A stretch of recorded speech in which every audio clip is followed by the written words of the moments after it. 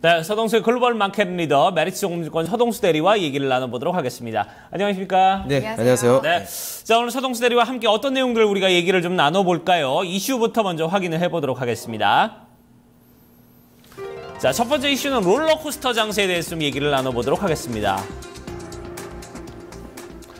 자, 미국도 그렇고 중국도 그렇고 글쎄요, 뭐 하루하루 이거 뭐 도저히 앞을 예상할 수 없는 그런 상황이고 과연 이게 뭐 상승이든 하락이든 추세가 있을까 싶을 정도로 뭐 매일매일이 다른 그런 상황입니다. 글쎄요, 지금 뭐 일각에서는 FOMC에 대한 어떤 우려감 이런 부분에 대한 얘기를 나누고 있는데 과연 이게 여기서 끝나는 부분인지 아니면 또 다른 어떤 문제점들이 있는지 이런 부분도 좀 상당히 궁금합니다. 자, 일단 뭐 장세에 대해서 좀 우리가 어떻게 얘기를 해봐야 될까요? 일단 변동성 장세가 지속된다는 얘기는요. 네. 뭐 특정 이슈를 앞두고 있다는 얘기도 되겠지만 그 이슈 넘어서 새로운 형태의 포지션들이 구축될 가능성이 상당히 크다고 보실 수 있을 것 같습니다. 네. 지금 어떠한 자산들도 금리 인상 이후에 이런 식으로 움직일 것이다라고 100% 확신을 가지면서 포지션을 구축을 하고 있는 자산은 지금 전혀 없다라고 보시면 될 것 같고요. 네. 그 이전까지에서는 계속 변동성 장세가 좀 계속 유지가 된다고 보시면 될 것 같습니다. 아직은 오늘 그리고 뭐 내일하고 그러니까 이제 월요일, 화요일까지 해가지고 우리가 좀 기다려야 되는 구간들이 좀 있기 때문에 일단 좀 힘든 시간이 그래도 이제 며칠 안 남았네요. 네. 그래요. 네, 일단은 뭐 다음 주까지는 이런 분위기가 조금 지속이 될 것으로 일단 결론을 좀 내려주셨는데 정말 진짜 시장 참여자들이 우리 시장에 좀 적극적으로 참여할 이유가 굉장히 좀 네. 적어지고 있는 것 같습니다. 아무래도 정말 말씀하셨다시피 불확실성 그 하나가 정말 시장이 상당히 싫어하고 두려워하는 그 요소기도 하고요. 그런데 하나의 공통점은 이 모멘텀 주식들이 올라갈 땐 또 올라가고 하락할 땐 또 가장 많이 하락하고 이런 부분들을 보이면서 어떤 시장의 어떤 방향성을 잡기가 상당히 어려운 구간대인 것 같거든요. 지금 시장 다시 한번 좀 외신 통해서 자세하게 들려주시면요. 네. 예, 잠깐 말씀을 드리면, 기존 이제 유동성 장세 그 주도주로 가져갔던 바이오테크라든가 IT테크 관련된 주식들이 이틀 전에 강한 상승을 좀 미국장에서 보여주고 우리나라에서도 보여줬었는데, 결국에 어제 같은 경우는 또 시장 또 시작할 때는 또 안 좋은 모습들을 좀 많이 보여줬었죠. 그리고 뭐 끝에 가서도 그다지 뭐 좋은 모습을 보여주지는 못했습니다. 그래서, 특별한 섹터에 대한 포지션이 얼마나 좀 부담스러운 부분인가를 확인하는 구간이 아니었나 생각이 좀 들고요. 네. 일단 블룸버그를 보시면요. 일단 S&P 500 지수 같은 경우도 일간 진폭이 1.3%다. 저 최근 뭐 한 일주일 동안 새벽에 제가 가끔 일어나서 이렇게 지수를 체크해 볼 때 파란색이었던 게 빨간색으로 하고 빨간색이었던 게 파란색이 같고 굉장히 좀 혼란스러운 증시가 좀 진행이 되고 있다라고 보시면 될 것 같습니다. 네. 그림을 보시면 아시겠지만 제가 뭐 항상 몇 번 보여드리려고 했던 빅스 차트도 보시면 평소보다도 상당히 높은 수준에서 지금 거래가 되고 있다라고 보시면 될 것 같고요.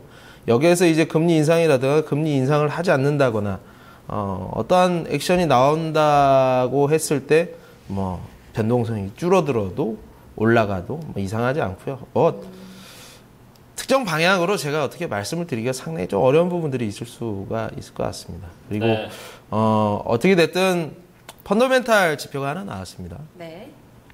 금요일 날 이제 지난 금요일 날 우리 이제 비농업 부분 고용자 수가 나왔는데 약간 좀 애매하게 나왔었고요. 네. 어제 같은 경우는 졸지 보고서가 나오면서 상당히 좀 좋은 모습들, 구인구직이 상당이 많이 늘어나는 모습들을 좀 보여줬었고, 네.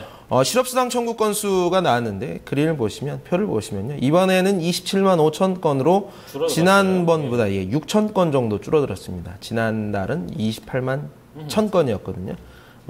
이 그래프 나와 있는 걸 보시면 꾸준하게 우하향 추세를 지금 가져가고 있다라고 보시면 될 것 같고요. 이런 부분에서 이제 투자자들이 약간 좀 더 불안함을 느꼈던 것 같습니다. 그렇기 때문에 금리 인상이 될 수도 있겠구나. 여러 군데에서 이제 금리 인상 9월 달에 절대 하면 안 된다. 12월에 해야 된다. 내년에 해야 된다. 왈가왈부할 필요 없습니다. 네. 그거 어떻게 맞추겠습니까? 못 맞추고요. 그래도 항상 시장은 위험한 쪽을 항상 대비를 해놓으면서 투자자 입장에서는 그래야 되거든요. 스트레스 시나리오가 항상 대비가 돼 있어야 된다는 측면에서 9월 금리 인상을 염두를 한 트레이딩을 항상 말씀을 드렸던 거고요. 일단은 말씀하셨다시피 정말 누가 그거를 예측할 수가 있겠어요. 맞아요. 그렇다 보니까 우리가 또 지표를 보고 계속해서 오락가락하는 그런 투자 어떤 방향성을 찾는 그런 모습들이 나타나는 게 아닐까 싶습니다. 그렇습니다. 이 고용지표 같은 경우에는 앞서서도 살펴주셨지만 꾸준히 또 감소세를 보이면서 신규로 실업수당을 청구한 사람들이 줄어들고 있다는 네. 부분이 나타나고요.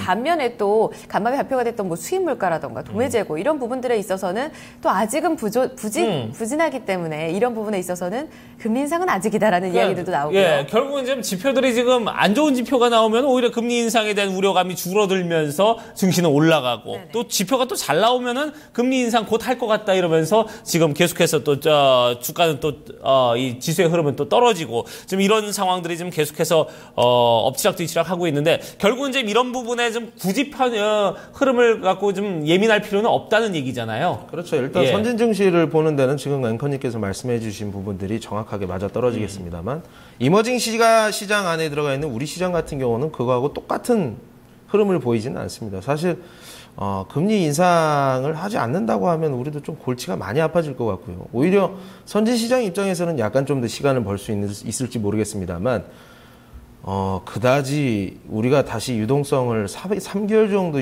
연장을 한다고 해서 기존 섹터들을 다시 뭐 정고점까지 올려놓고 이런 움직임은 누구라도 좀 큰 부담을 많이 느낄 거라고 저는 생각이 들거든요.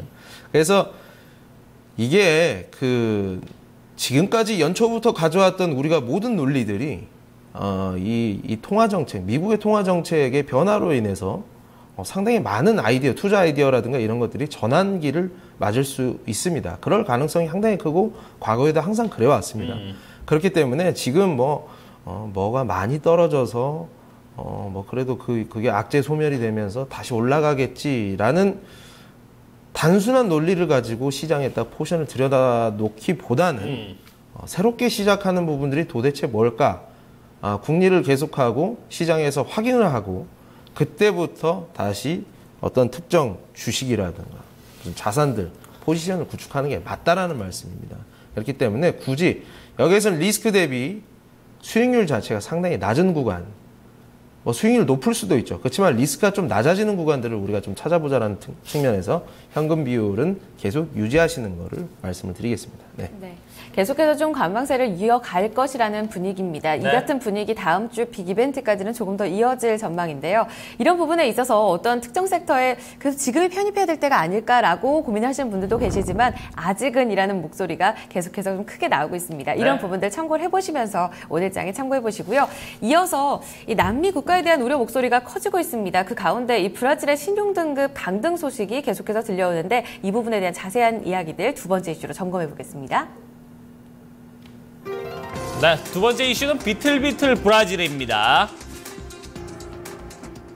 네. 자, 글쎄요, 얼마 전에 이제 베네수엘라 얘기도 좀 우리가 했었습니다만, 거기는 이제 유가와 관련해서 좀 얘기를 했었던 부분이고, 전체적으로 좀 남미 국가들이 지금 많이 좀 흔들리고 있는 어떤 경제 상황인데, 브라질도 지금 신용등급 지금 매달마다 뚝뚝뚝뚝 지금 떨어지고 있는 상황이고, 이제 투자 부적격까지 내려갔습니다. 스탠다드 포어스가 트리플 B 마이너스에 있는 안 그래도 좋지 않은 신용등급은 완전히 이제 정크 등급이 더블 B 플러스로 강등을 했거든요. 또 여기에 대한 시각도 부정적인 이런 스탠스로 좀 바꾸면서 브라질은 이제 이머징 쪽, 남미 쪽에서 그 통화 가치 하락으로 인해서 금융위기가 촉발될 수 있는 나라 중에 하나라고 제가 몇 번 말씀을 드린 부분들이 있는 국가였습니다. 네. 러시아 루블이라든가 이런 정치적인 거를 떠나고 나서는 헤아라 자체가 어떻게 보면 최근 들어서 가장 큰 폭의 낙폭을 보이는 자산이었거든요. 그래서 여기 브라질 신용등급이 당연히 떨어지는 거 아주 자연스러운 일이라고 좀 보여지고요. 여기에서 금융위기를 신청하고 IMF에 자금을 융통해달라고 신청을 하는 것이 그다지 전혀 어색한 수준은 아니다라고 좀 보여지네요. 네. 사실 작년이었을까요? 과거에만 해도 이 브라질 펀드나 브라질 국채에 좀 투자하시는 분들이 많았었거든요. 그쵸. 지금 상당히 또 불안하신 부분을 지나가고 있을 것 같은데 이번에 원자재 가격이 뚝 떨어지면서 가장 큰 피해를 본 국가도 아마 브라질일 것이다라는 이야기들 많이 나옵니다. 그 말씀하셨던 헤아라가 거의 역사적 저점인데 이런 부분에서 외신들은 좀 어떻게 우려 섞인 목소리를 좀 내놓고 있을지 자세하게 점검해 주시죠. 일단 CNN 머니에 따르면 그 브라질의 국영기업 페트로브라스라는 이제 석유 에너지 기업이 있나 봐요.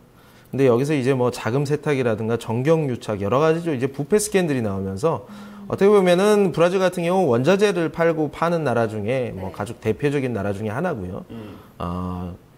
유가 하락이 이어지자 뭐 회사도 많이 분명히 힘들었을 테고 국가 경제가 상당히 좀 재정 부담이 많이 늘지 않았겠냐 뭐 이런 얘기들이 좀 많이 하고 있고요. 뭐 중국 경기 우려에 가장 큰 타격을 받는 것이 이제 원자재 수출을 하는 나라일 터인데 이 안에서 뭐 호주 같은 나라도 있겠습니다만 브라질 같은 경우도 원자재 가격 하락에 직격탄을 맞았다. 하다못해 설탕 같은 것도 중국에서 수요 우려가 있으면서 가격이 떨어지면서 브라질 뭐 설탕이 많이 나는 국가라고 하는데 어쨌든 이런 것 때문에 좀 여러 브라질 경제에 지금 부담이 계속되고 올해만 해도 지금 헤아라 가치가 30% 이상 떨어지는 모습들 수입 물가 폭등할 수밖에 없는 상황이고요. 그리고 신용등급 떨어지게 되면 조달금리 늘어나게 되어 있습니다. 기업의 부담과 비용은 계속 늘어나는 구간. 국민들도 고통에 시달릴 수밖에 없는 상황이라고 좀 보시면 될 것 같습니다. 네. 이번에 미국 금리 인상과 맞물리게 되면서 이 추가적인 헤아라의 어떤 가치 하락도 염두에 둬야 된다는 목소리도 있는데요. 이런 부분과 더불어서 파급력은 그럼 어떻게 봐야 될까요? 지금 뭐 너덜너덜한 상태죠. 사실 이머징 통화 인덱스 같은 경우는 그 예전에 금융위기 이전보다 더 떨어져 있는 상태입니다. 네.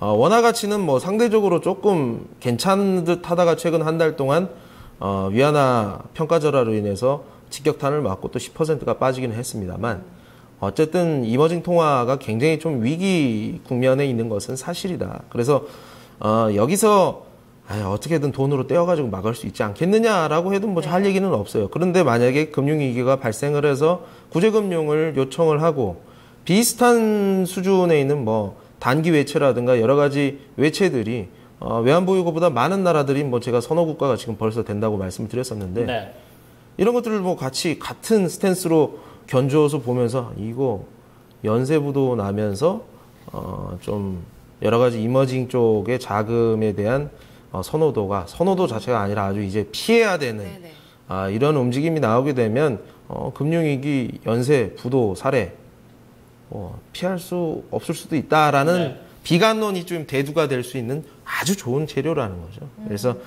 이러한 부분들 때문에 시장을 적극적으로 우리가 가담을 하기가 쉽지 않다라는 얘기입니다. 오히려 뭐 일본 증시라든가 아니면 미국 증시 뭐 이런 쪽에서 우리가 미국인, 일본인이면 그나마 조금 괜찮을 수 있겠습니다만 우리는 정확히 이머징 증시다라는 걸 생각해 보면 굳이 여기서 베팅을 했다가는 말 그대로 베팅이 되는 언제 한순간에 날릴 수도 있는 그런 순간이 될 수 있기 때문에 자제를 하시고 아니면 그냥 좀 지켜보고 기다리세요. 주식 안 하면 됩니다. 뭐 365일 뭐 주말이랑 뭐 항상 하고 1년에 두세 번씩 막 시장이 뭐 PBR이 한 배 밑으로 내려 꽂는 날이 제가 2013년도 보니까 1년에 두 번, 세 번씩 있더라고요. 그때만 그냥 사면 되는데 물론 그 근처는 맞습니다만 지금 아직 뭐가 진화가 딱 시작이 되는 부분들이 아니기 때문에 어쨌든 그 기회를 잘 노리시다가 들어가시면 될 것 같습니다. 그 기회